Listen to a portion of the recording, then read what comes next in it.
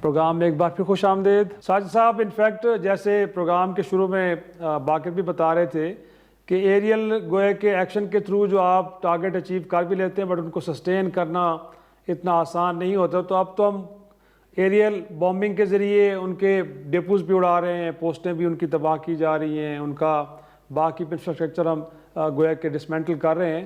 But sir اس کو sustain کرنا, جو ہم نے گولز اچیو کیے ہیں وہ تو آن گراؤنڈ ہوتے ہی بھی ممکن ہو پائیں گے. تو یہ اسٹریٹجی کو لگتا ہے ہمارے لیے زیادہ کارگر ثابت ہوگی, یا اگین پھر ہمیں اگر کوئی آ رہے ہیں سگنلز ایسے کہ گفتگو کی طرف لوٹا جائے تو اس طرف جانا چاہیے؟ یا گفتگو کے بارے میں میرا نظریہ یہ ہے کہ کتنی دفعہ گفتگو کا ہم کہہ چکے ہیں, 1 پوائنٹ ایجنڈا کہ دہشت گردوں کو ہماری طرف نہ آنے دو. کبھی اس سے ہم نے انکار کیا؟ اگر اب کل وہ 2 دن پہلے وہ باقاعدہ اعلان کر کے سوشل میڈیا پہ متقی اور جو ان کے وہ نمائندے ہیں وہ 53 جگہوں پہ پاکستان پہ حملہ کرتے ہیں, ہم کیا سفید جھنڈا لے کے کھڑے ہو جائیں؟ کس کی طرف سے ڈائیلاگ سے انکار کیا گیا؟ کس نے دوحہ ایگریمنٹ کے خلاف کیا ہے؟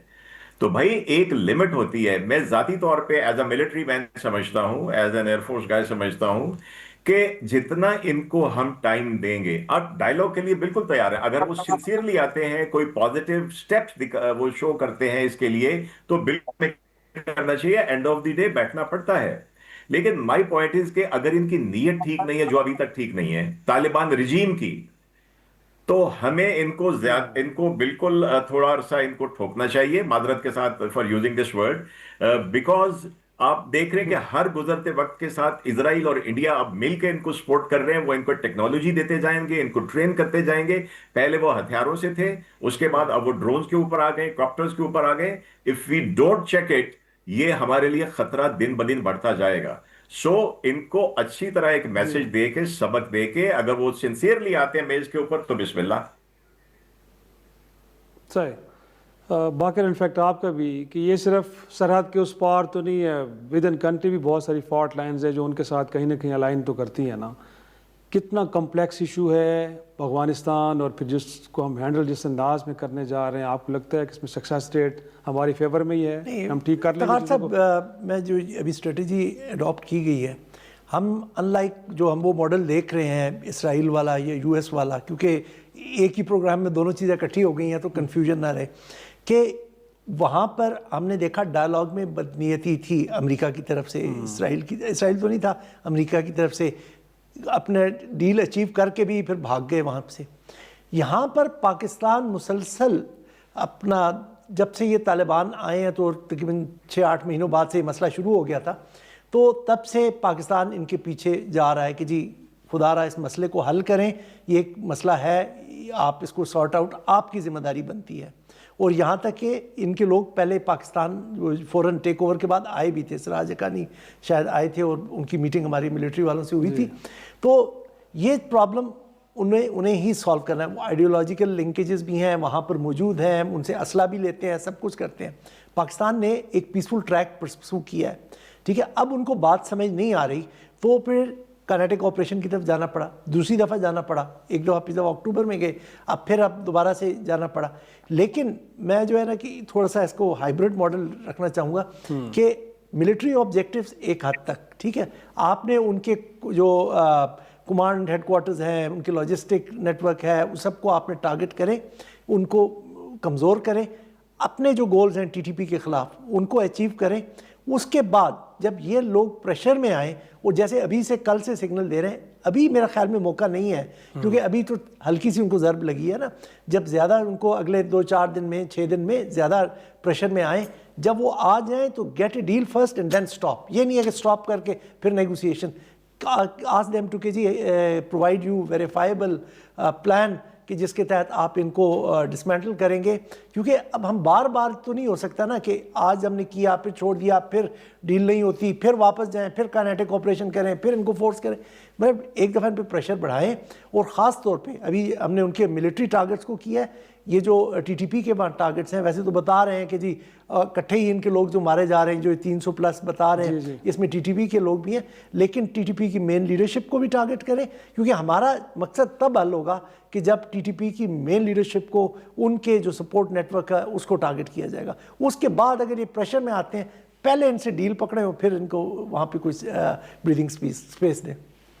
یقینی طور پہ ناظرین، گویا کہ ایک تو مشرق وسطیٰ کی صورتحال جس میں آپ دیکھ رہے ہیں کہ جنگ کا دائرہ کار بڑھتا ہوا نظر آ رہا ہے، اور یہ بھی تمام مہمانوں نے اس بات پہ اتفاق یہ بھی کہا ہے کہ شاید یہ طویل عرصے تک چلے. میں جاوید صاحب آپ کے کچھ لاسٹ کمنٹ اس پہ بھی لینا چاہوں گا. انفیکٹ کہ یہ اب صورتحال اگر آگے طوالت اختیار کرتی ہے تو یقینی طور پہ اس سے پوری دنیا ڈسٹرب ہوگی.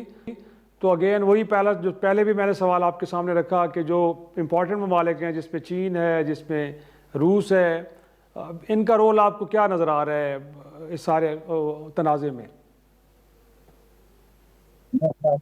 چین جو ہے وہ اس پہ اچھا خاصا ایک اسٹرانگ پوزیشن لیں گے. وہ کوئی لڑائی کی طرف تو نہیں جائیں گے، لیکن شارٹ آف فائٹنگ یا پارٹیسپیٹنگ ان فائٹنگ، وہ اس کے شارٹ آف دیٹ وہ ایران کو ہر قسم کی سپورٹ دینے کے لیے اپنی آمادگی کا اظہار کریں گے. یہ میری اسسمنٹ ہے، اور میں جیسے پہلے بھی عرض کیا ہے کہ اس کے ساتھ ساتھ مسلمان ملکوں کا بھی ایک ذمہ داری بنتی ہے کہ وہ آپس میں اختلافات کو بلا کر آپس میں ایک یکجہتی اور پیدا کریں، اور یہ جو بیرونی خطرات ہیں اسلامی دنیا کو ان کا مقابلہ کرے. اگر ہم اس لیے بیٹھے رہے کہ اچھا جی اس وقت خالی ایران کے اوپر حملہ آ رہا ہے ہم تو ٹک کر کے ہم بیٹھے رہے تو ہم بچ جائیں گے، تو پھر کون گارنٹی دے سکتا ہے کہ کل کو جب ایران تبدیل ہو جائے گا اور اس کا وہ حال ہو جائے گا جیسے لیبیا کا کیا ہے انہوں نے، یا سودان کا کیا ہے، یا اور عراق کا کیا ہے، تو اسی قسم کی صورتحال پاکستان کی نہ کرنا شروع کر دیں.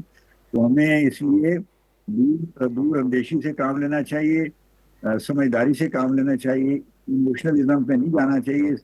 سمجھداری کے ساتھ دوسرے مسلمان ممالک کے ساتھ مل جل کے ایک ایسی حکمت عملی بننی چاہیے جو بنانی چاہیے جو پریکٹیکل ہو، جو پریگمیٹک ہو، اور جس میں ہمارے امیڈیٹ اور لانگ ٹرم انٹرسٹ کو سیف گارڈ کیا جا سکے. سر ساجد صاحب، انفیکٹ افغان قضیے میں بھی آپ کوئی رول دیکھ رہے ہیں، گویا کہ چین کا، روس کا، اور پھر گویا کہ ظاہر سی بات ریجن کے اندر اگر یہ ریجن ڈسٹرب ہوتا ہے تو ان کے مفادات بھی تو اس سے متاثر ہوں گے.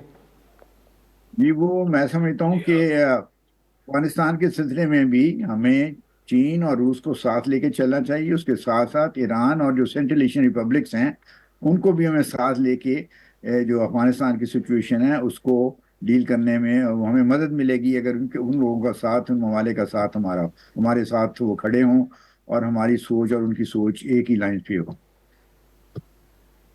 جی باقر لاسٹ کمنٹ آپ کے. جی بالکل، اس کا حل جو ہے ہم تو پریشر ڈال رہے ہیں لیکن ایک ریجنل کمپیکٹ ہونا چاہیے. یہ ایک ریجنل ایشو ہے، آج ہمیں وہ ٹارگٹ کر رہے ہیں. آپ نے یو این کی ابھی ریسنٹ رپورٹ پڑھی تھی کہ یہ جو ٹی ٹی پی کا خطرہ ہے یہ ایوالو ہو کے جو بڑا ایک مسئلہ بنے گا جو دوسرے ملکوں کو بھی درپیش آ سکتا ہے. یہ جو ٹیررزم کا جو سلسلہ ہے، کیونکہ ان کے linkages E T I am کے ساتھ بھی ہیں، داعش کے ساتھ بھی ہیں، القاعدہ کے ساتھ بھی ہیں، تو یہ مورف کر کے بڑا سا ایک پرابلم آ سکتا ہے. تو لہٰذا اگر جو افغانستان کے تمام نیبرز ہیں، سینٹرل ایشین نیبرز ہیں، جیسے چائنا بھی ہے، اس کے بھی انٹرسٹ وہاں پہ ہیں، پاکستان تو ہے ہی ہے، تو باقی یہ کنٹری جب اکٹھے ان پہ دباؤ ڈالیں گے تو میرے خیال میں ان کے لیے مشکل ہو جائے گا کہ ان کو مزید پناہ دیں. بہت شکریہ تمام مہمانوں کا. ناظرین آج کے پروگرام کے لیے کام کرتے ہیں، اجازت دیجیے، خدا حافظ.